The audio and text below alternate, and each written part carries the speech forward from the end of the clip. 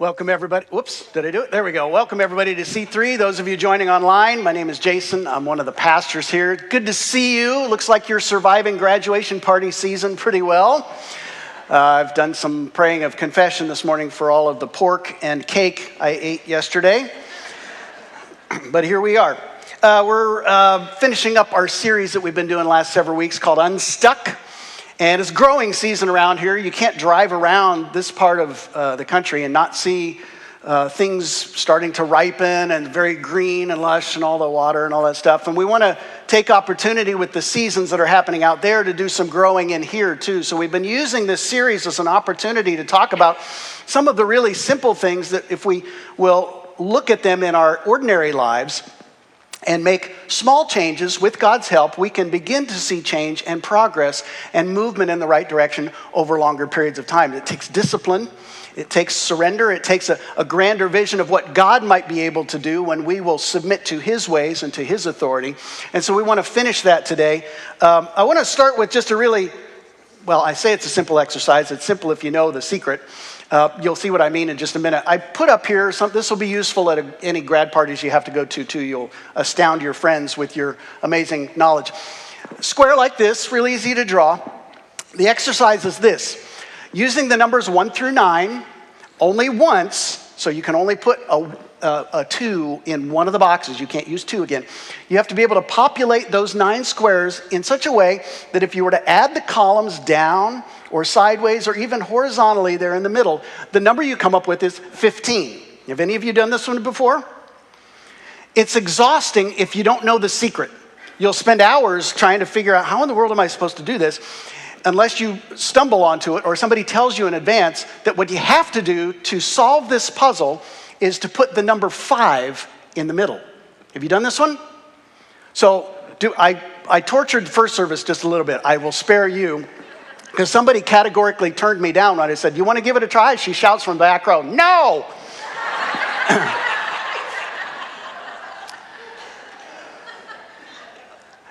So if you will put 5 in the middle, this puzzle becomes a whole lot easier to solve. And then, of course, we show the finished product here. And if you want to take a screen grab of that, save yourself a little time. Like I say, you can astound your friends. Or if you frustrate them too much, they might just ask you to leave. But there you have it. 5 goes, I learned this one in graduate school, and it seems like such a simple thing. I mean, we were reading Bultmann and all these Luther and all these heady theologians, but I remember this whole 5 goes in the middle thing at the beginning of my ministry, and I've used it over time because it reminds me of something that I should take, and most of us should take with us in our daily lives, is that there is a lot of simplicity that can happen in life when you keep the main thing the main thing. It is very hard in our life of so much opportunity and distraction, and you can do this, and you can do this, and you can do this, to keep the main thing the main thing. I tell couples at the wedding altar, there's going to be 1,000 competing interests for this primary human relationship that you have called marriage. But we experience, whether you're married or not, we experience this pull in all kinds of directions. And as we think about what it means to get unstuck, if you're stuck right now, you're financially stuck, you're stuck in a relationship that just seems to be circling the drain, or you're stuck in some other area of your life, spiritually maybe, what does it take to get unstuck? Well, I would hate for us to go through this whole series and not come back to the most simple principle, is that 5 has to go in the middle. Well, what is 5? Glad you asked. We're going to spend the rest of our time looking at that.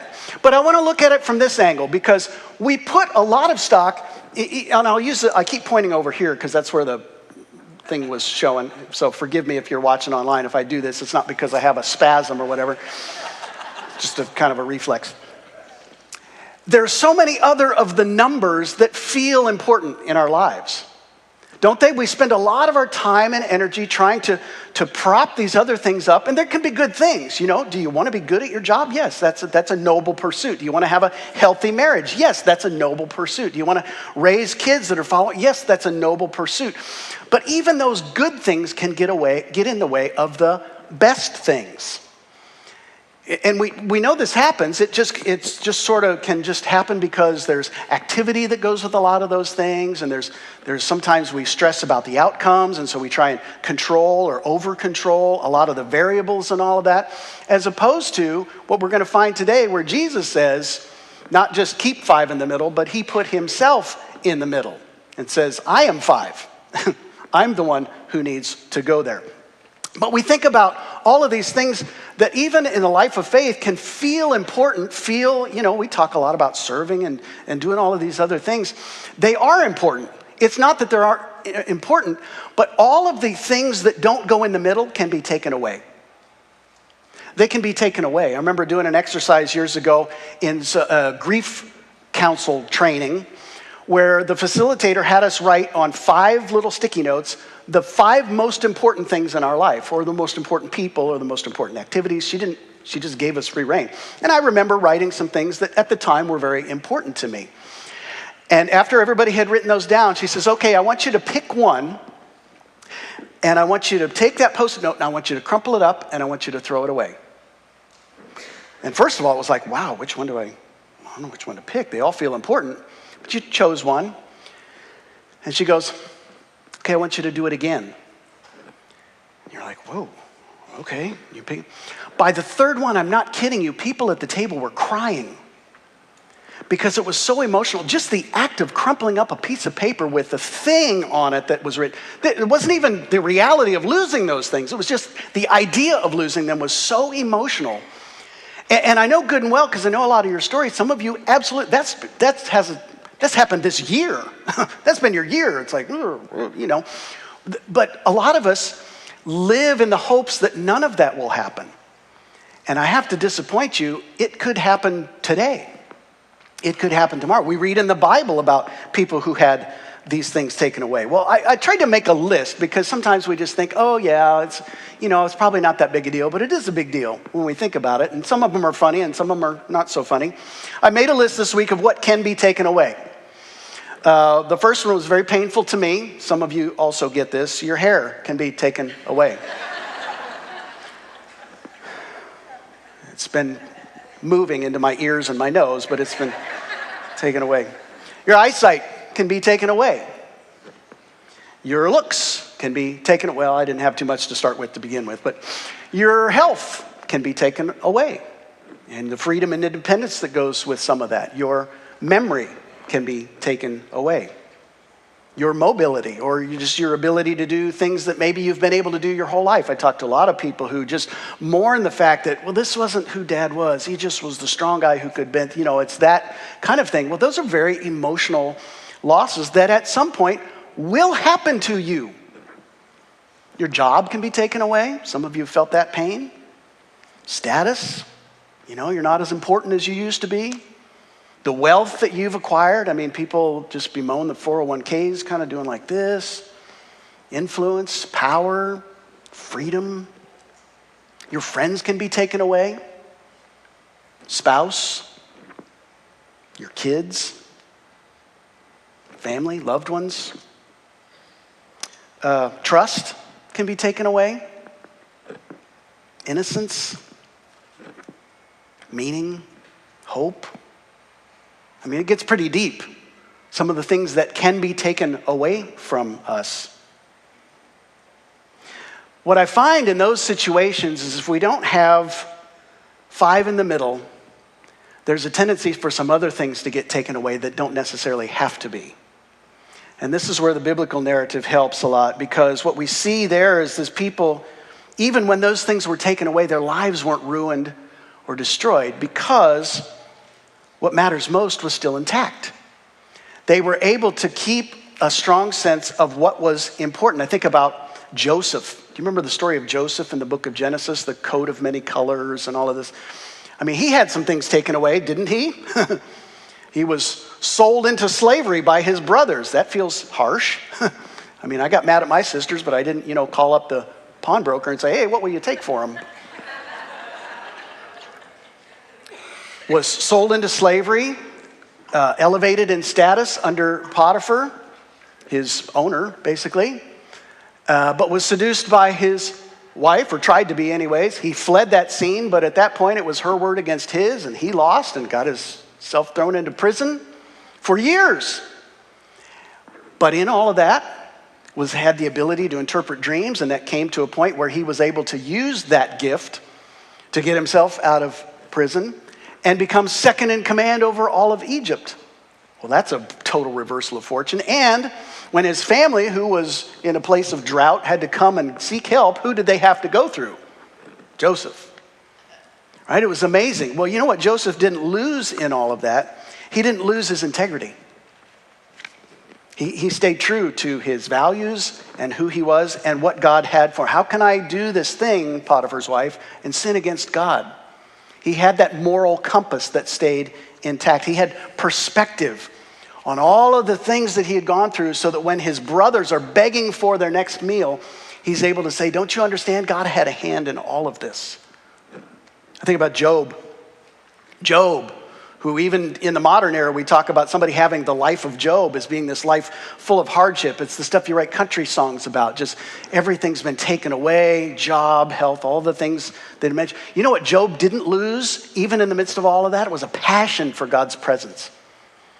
He had the audacity to call out to God in the midst of his own ruin, physically, emotionally, just all of the things being taken away. He's in an ash heap in sackcloth with all these awful sores all over his body, demanding justice, demanding an audience with God. For chapters and chapters, if you read through that, you're like, man, oh man, did this guy have an axe to grind? Because he felt like he was being punished for something he didn't do. But he kept calling out to God, even when his well-meaning friends were trying to give him advice that maybe helped them feel better. It didn't help him feel real better. He says, no, I want to talk to God about this. And then towards the end of the book, God shows up and kind of helps put Job back in his place. But it was this passion to say, God, I'm not going to rest until I hear from you about how all of this is going to go and what you have to say about this. I think about the Apostle Paul. Wrote a third of the New Testament, these letters, these missionary letters to churches who, I don't know what he thought was going to happen to them after he died, but they've become bedrock for us in the Christian faith as far as how to live our life, how to treat people, how to see ourselves as Christ sees us, what it means to be forgiven, the power and the importance of faith, as opposed to just working really good to be good enough for God. I mean, Paul, that came out of his pen under the inspiration of God's Spirit. But he had some things taken from him. He handed his life over to God and then was beaten for it.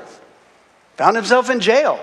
Was hated on by people. He became public enemy number one for the people that he used to be on their team. He had a lot of things taken away from him. But you know what he didn't lose? He didn't lose his servant's heart. He didn't lose his purpose. Even at the end, as we read at the end of the book of Acts, where he's in jail. And we think, no, here's a guy who's God's hand's definitely on this guy. What's he doing in jail? Basically leading a small Bible study. As the camera pans out and the music fades, and we don't know the rest. That could have been as high as he ascended on the ranks of success. And we think, well, wow, if he had that much influence and everything else, how was he able to do that? He had 5 in the middle. He understood what was most important. Look what he says in 2 Corinthians chapter 4. This is towards the end of his life. And he had been through some stuff. Maybe you've been through some stuff. But look what he says. He says, we're hard pressed on every side, but we're not crushed. We're perplexed, don't understand all this, but we're not in despair. We're persecuted, but not abandoned. We're struck down, but not destroyed. That's a perspective that I wish I had more of. I get too caught up in the immediate, and the temptation is to take 5 out of the middle and start trying to work the math some other way and put some other number in there. One of them is by worrying about things instead of putting 5 in the middle. Paul had 5 in the middle. So we talk about some things that can be taken away. Well, what is untakeable? I'm not even sure if that's a real word, by the way. I kind of feel like I made it up because the little red line in spell check keeps calling it out no matter how I spell it. Look it up in the thesaurus, and the thesaurus just goes, try again, big boy. So anyways, we're going to make it a word today. What is untakeable? Well, we're going to learn about that from just a very short story in the book of Luke, the Gospel of Luke. The story of Jesus is told by Luke. Chapter 10, you can turn there, an app. I bring my Bible with me because I'm so grateful I can read from a Bible again and not have to squint or do all of this crazy thing. Luke chapter 10, verse 38 says this: as Jesus and his disciples were on their way, he came to a village where a woman named Martha opened her home to them. This is Martha's house. She had a sister called Mary who sat at the Lord's feet listening to what he said. But Martha was distracted by all the preparations that had to be made because it was her job. That's what you do in that culture. She came to him and asked, "Lord, don't you care that my sister left me to do all the work by myself? Tell her to help me." Strange, the host asking a guest to... Anyways, "Martha, Martha," the Lord answered, "you are worried and upset about many things, but few things are needed. Or indeed, only one. Mary's chosen what's better, and it will not be taken from her." There's so much richness in that story. I listened to several preachers this week kind of give their perspective. I learned a whole lot more, I have to say, from women preachers, because as women in that culture, it was not, first of all, common for a woman to be the owner of the house. It was usually you married into that, and the guy was the owner. So Martha's not some wallflower. I mean, she's handling her business. And it was absolutely her job to offer hospitality. It's a big theme in the book of Luke as Jesus sends disciples out to say, look, here, if people will receive you and are hospitable to you, then stay there. If they're going to hate on you, wipe your feet, wash your hands, and get out of there. Go on to someplace else. So this is a major theme. But you have these roles that create kind of some social awkwardness. Mary's job certainly was to be with Martha. Martha wasn't in the wrong by saying, "Hey, Jesus, But to ask the guest of the house to do that seems strange unless you consider the fact that even Martha knew that when Jesus was in your house, he wasn't the guest. He was the host. Jesus disrupted that order time and time again as he showed up in people's houses and brought the kingdom of heaven with him and turned the social order on its ear, because he didn't just come to be a guest. He didn't just come to be a nice guy, a casual observer who kind of comes in and maybe swipes his finger along the mantle and says, "Oh, are they cleaning enough?" He came to bring a different way of life. He came to be life. And Mary, for whatever reason, maybe Martha was making her so upset she just had to get out of there anyways, but she chose to sit at Jesus' feet, which again, cultural no-no. That was not, women couldn't be disciples like that. That was completely controversial. She didn't care. And Jesus allowed her to be there, which again, revolutionary. This is so life-giving that people who don't think they belong at Jesus' feet, Jesus, absolutely, you belong at Jesus' feet. If you come here, you don't believe all this stuff, and you think I'm full of horse, you belong here. You belong here. I love that you come. Some of you fight so hard just to get here. It's a spiritual battle for you to get here. And I love that you're here, because you could be 1,000 other places. And you choose to be here. And I love that. Please keep coming. Please keep watching. Don't allow the other distractions to get in the way. You belong at the feet of Jesus. And this is, Jesus is actually showing compassion. He's not scolding Martha. "Oh, Martha, you bad person." He's just holding up the mirror, saying, "Martha, look, really, I got this. I got this." We just heard about the fact that we need volunteers and people who have a servant's heart around here to help with ministry. We don't pay everybody to do everything around here. That's so important. We want to be good hosts. We absolutely want to do that, but we also want to remind people that if you build the house without God's help, you're kind of just wasting your time anyways. We have to have both. We have to be servants. We have to be disciples. We have to have both. If it's getting out of balance for you, I wonder if five's in the middle or if something else is trying to creep its way in. You know what I think Jesus was teaching Mary at the time, honestly? Was to how to be a good host. How to be a servant. She was hearing it from him. I don't think Martha could have said it. And it's sort of like when you're trying to tell your kids something. This is good for you. And your kids are like, la, la, la, la, la. They don't want to hear it from you. A friend or somebody else will tell them that. And they're like, "Oh, it's wisdom. Where did, And mom and dad's going, really? Really? Could have been that way. but she chose well. And that's what wasn't going to be taken from her. And the same is true for us, folks. I'll keep it just this simple. There's only one thing that's needed. Around here, at work, at home, in whatever spheres and places that you're at during your week, spending time with Jesus is the only thing that matters. Now, do you have to compartmentalize that? Some people do, and they spend a lot of time because that's what they have is time. And other people are able to sort of integrate that. They take Jesus with them. They leave an extra place setting at the table as a reminder that Jesus is with them. They leave an extra chair in front of the TV as a reminder that Jesus is with them. They leave space, so they have some sort of reminder that reminds them and lets them know that there's no place that they go that Jesus is not there to be with them. And if Jesus needs to get them out of certain places, well, that's because they brought him with them in the first place, as opposed to saying, Jesus, you stand out here, I'll take it from here. That's a bad plan. That'll get you stuck every time. Instead of saying, Jesus, I want you to be with me, and I want to be with you. It's a relationship, folks. It's not a set of rules. Yeah, there's some practical things you can do, but ultimately, a lot of the distractions and the busyness and the pace of life, or just the sort of discontent that we feel in our own lives, will lead us in 1,000 directions when Jesus says, no, just sit, just be still, look here, listen to me.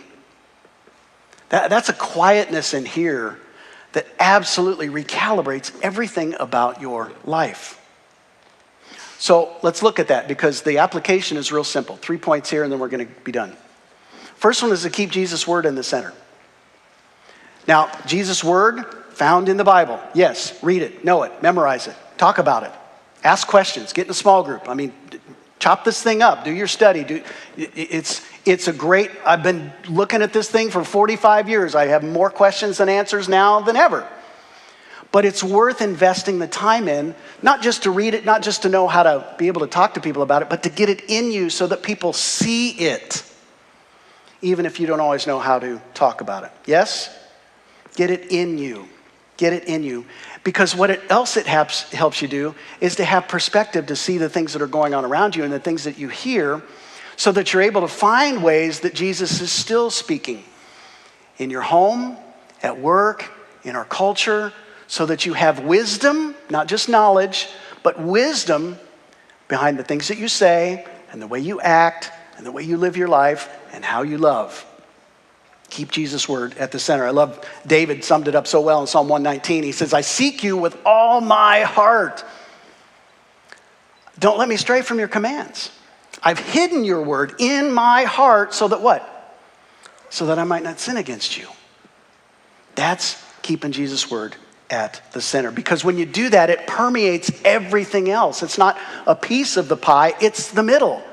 Like a wheel, the hub in the middle. It connects to everything else. That's what keeping Jesus' word at the center does for you. It helps put priority and perspective on your finances. It puts perspective and priority on the important relationships. It puts everything else in focus and guides it, as opposed to just being another area of life that we have to squeeze in somehow in our already overloaded schedules. Second thing is this: keep your identity intact. When 5 is in the middle, this is something that God does for us that we cannot do for ourselves. Scripture is so clear about this over and over and over again. I tried to make a list based off of a quote in a book called Atomic Habits. Some of you have seen this book or read this book. James Clear talks about some of the things from a secular perspective that actually make a whole lot of sense in Christianity. Basically, start small and be ready to do some little things over time. But he says this, he says, true behavior change is identity change. You have to start by revisiting the question, who do I think I am? If 5 is in the middle, 5 isn't in the middle, you're going to answer that all some kind of crazy ways. You're either going to have an overinflated sense of self, or you're going to have this sense of self that's like, oh, I'm just miserable. I can't do this. I can't, And that's not what God says. Here's what God says about us. 1 Peter 2:9, you are a chosen people, a royal priesthood, a holy nation, God's special possession, that you may declare the praises of him who called you out of darkness into his wonderful light. That's who God says you are. You might not get that information from your family, from your boss, from your employees, from the news, whatever. That's who God says you are. That's who God says we are. There's some other scriptures that point to the fact that we are God's masterpiece. We're his workmanship, this thing he wants people to see, to go, I made that. We're his sons and his daughters. We're members of his household. We're dearly loved. We are alive with Christ to the point where Jesus says we are his body. We are his hands and feet. That's how much he thinks of us. That's not somebody who wants to just keep us off to the side. That's somebody who came to earth to die for us, to keep us from hell and an eternity of separation with him, so that we would know how much love is behind all of this. Jesus says, I'm not just doing what I'm doing for my own sake. I've got all this. I left all that aside to come so that you might know how much you are loved by God, how much you matter. Paul says in Romans 8, chapter 8, verse 35 and 37, who shall separate us from the love of God that is in Christ Jesus? Shall trouble or hardship or persecution or famine or nakedness or danger or sword? Those are pretty extreme things. I hope none of you face that today. See, but he says, no, nothing can separate. In all things, we are more than conquerors through him who loved us. We're more than conquerors. The things that come our way may feel overwhelming, but we are not defeated when 5 goes in the middle. Hello, is this on? We're not defeated when 5 goes in. Thank you. Some of you know this. Some of you are like, can I do that here? I don't know. But because I'm telling you right now, I know that some of you feel defeated in life right now. It's a very easy emotion to fall into because we don't know the whole story yet. But you know what? Jesus does. That's why Paul can write with such confidence, even in the midst of where he was, say, no, we are more than conquerors through him who loves us, and nothing can separate us from that kind of love. That should be the ground upon which you take every step that's going to keep you from being stuck. So that the situations that come, the adversity that comes doesn't overwhelm you, doesn't calcify, doesn't force you to be paralyzed in that state. Satan would love you to just be stagnant and stuck and to feel as if there's no hope. And God's love has a different story. Jesus came to write a different script for you. Please keep that identity intact. Third thing is this, keep community. Crucial. I feel like for most people, and statistically, anybody will tell you, church attendance, participation, this sense of faith community is occasional at best in our culture. It's an option among a ton of other options. And I realize as the weather gets nicer around here, it becomes even harder. I appreciate so much when people make being together important. That community is not a want to, it's a have to. Crucial in Latin means of the cross. There is an element of suffering when we get together. You know why? Because we bear one another's burdens. People don't just come up to me all the time and say, hey, Pastor, just want to let you know life is great. There's a lot of heartache going on around here. And it is a privilege, it is a sacred honor to be able to listen and receive that. And so many of you over the years, 25 years, gosh, you guys have been doing that for me and for my family. That's holy. You're going to have to do something really extreme to get me out of here because I love this community. Not because it's been easy, but it's what reminds me of what's most important. And I hope I can do the same for you. I have to remember to exhale every now and again because if I try and absorb all of that, I just got rung upside the head this week with this. Jesus was saying, Jason, you are absorbing everybody's sadness and you are taking it on as your own. Stop it. You have to exhale, buddy. Give that to me. Otherwise, who's in the middle? It's not me. We share these things together not so that we can just feel bad all the time and have a pity party. We lift them up and say, Lord, you take this. And then we walk through life together and we love on one another.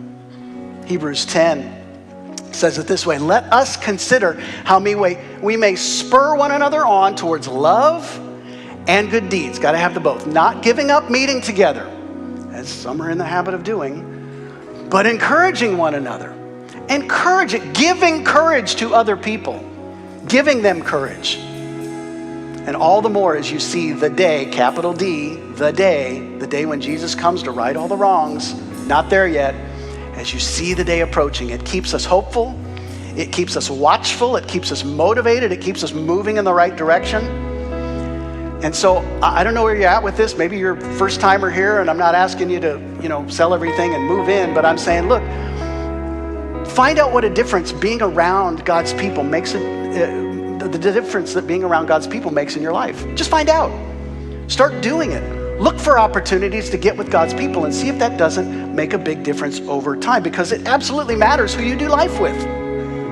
It's so critical. It's so critical. Started with this example of 5 going in the middle, and the number 5 is kind of sticking with me because we actually stole this sermon series from another church. Hope that's okay to confess. But their title for their series was You in 5 Years. And I started thinking about that number 5. Can you imagine if somebody would have sat down in 2019 and told you what kind of stuff we would have gone through the last 5 years? Would you have even believed them? Probably not. If I were to do the same thing with you today, having some foreknowledge of the future and say, hey, you know what you're going to have to go through in the next 5 years? Some of you would laugh out loud. Some of you would leave. Some of you would be... We just can't imagine those things. And you know what? I'm almost glad that we're not meant to, because for most of us, it would probably freak us out.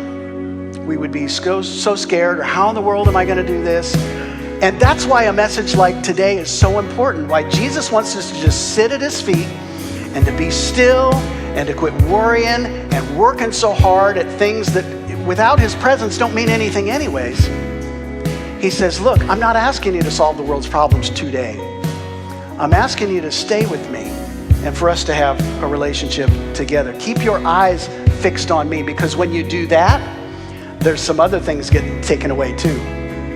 Some good things.